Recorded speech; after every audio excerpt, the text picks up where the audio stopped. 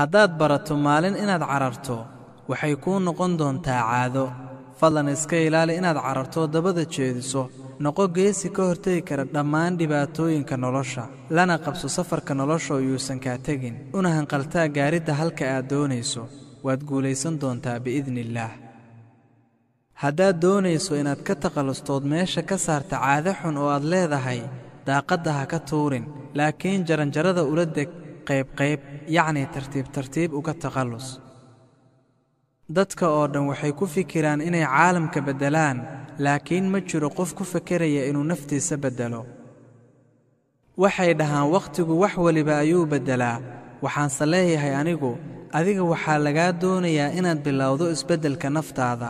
ee ma ahan inaad sugto wakhtiga fadlan ha sugin wakhtiga ee isbeddelka bilow dadka badankood waxay sugaan shay si ay isku beddelaan kuwa kalena way isbeddelaan markay arrin ama musiibo ku dhacdo laakiin isbeddelka ugu wanaagsan waa isbeddelka loo qasday ee iyadoo la wacyigashan yahay la sameeyey midkaasi oo ka soo burqaday ama ka soo dhex baxay ama ka dhex yimid u fiirsasho doonis adag dareen xamaasad leh iyo mas'uuliyad weyn waa muhiim inaad garanayso halka aad hadda joogto laakiin waxaa ka muhiimsan inaad garanayso halkaad u socoto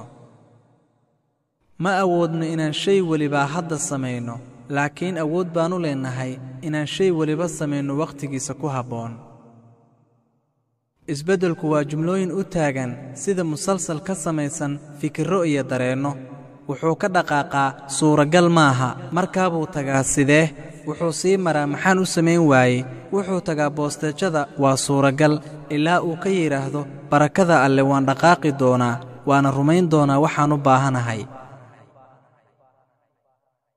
shayga daruuriga ah ka bilow kadib midka suuragalka ah tag waad arki doontaa naftaada oo dhex taagan ama samaynaysa shaygii aan suuragalka ahayn qorshuhu waa shay kugu kaalmaynaya inaad noqoto qofka aad doonayso noqoshadiisa